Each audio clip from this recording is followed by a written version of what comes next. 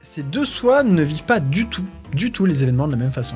Le soi de l'expérience immédiate disparaît à chaque instant qui passe, et tout ce qui reste, tout ce qui nous permet de prendre des décisions, de savoir si on aime ou si on n'aime pas quelque chose, c'est l'autre, c'est le soi qui se souvient.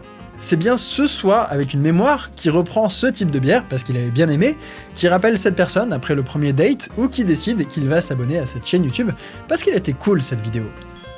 Et c'est aussi ce soi qui se souvient qui donne une durée aux événements, rétrospectivement, et tout ça change pas mal la façon de comprendre la grille de notre vie. Prenons 2 semaines différentes que vous avez vécues il n'y a pas si longtemps. D'un côté, une semaine du quotidien, et de l'autre, un voyage de la même durée. Le voyage et ses péripéties sembleront prendre plus de place qu'une semaine ordinaire, et rétrospectivement, notre grille ressemble donc plutôt à ça.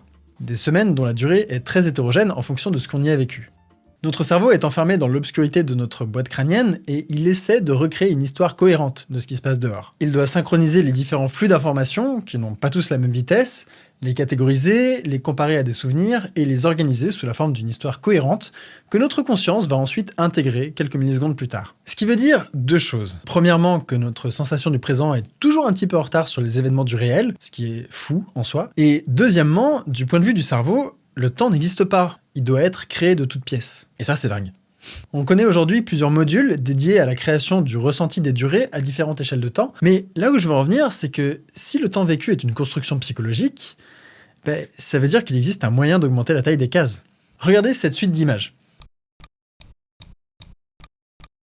Laquelle est restée le plus longtemps à l'écran, à votre avis? Lors d'une expérience analogue en laboratoire, les participants choisissent généralement l'image différente. Ici, la plus slave des 2 poutines. La surprise générée par ce visage angélique demande au cerveau un peu plus d'effort pour intégrer l'information, ce qui a un impact sur le ressenti de sa durée. En vous surprenant, Vladimir a dilaté le temps. Faire un effort, apprendre quelque chose, ressentir certaines émotions, ou même empathiser avec les émotions des autres, peut aussi influer sur notre perception du temps. Oui, les durées sont contagieuses d'une personne à l'autre. C'est absolument dingue. D'autres études suggèrent qu'avoir de la fièvre étire les durées, ou qu'en vieillissant, on a tendance à estimer que le temps s'écoule de plus en plus vite. C'est plutôt une mauvaise nouvelle, et ça veut donc dire que la grille devrait plutôt ressembler à ça, mais ça n'a rien d'inéluctable. Quand j'étais petit, on faisait beaucoup de travaux en famille pour retaper un bateau sur lequel on a fini par traverser l'Atlantique. Un jour, j'avais reçu la mission d'aller visser un truc sur la tête du mât et on m'avait tracté en haut. En redescendant, la corde a glissé du coinceur et je me suis retrouvé à faire un plat sur le pont du bateau. Pas de très haut, donc j'ai rien eu de très méchant, mais le choc m'a coupé la respiration. Impossible d'avaler de l'air pendant ce qui m'a semblé être une éternité. Même si très probablement ça n'a duré que quelques secondes.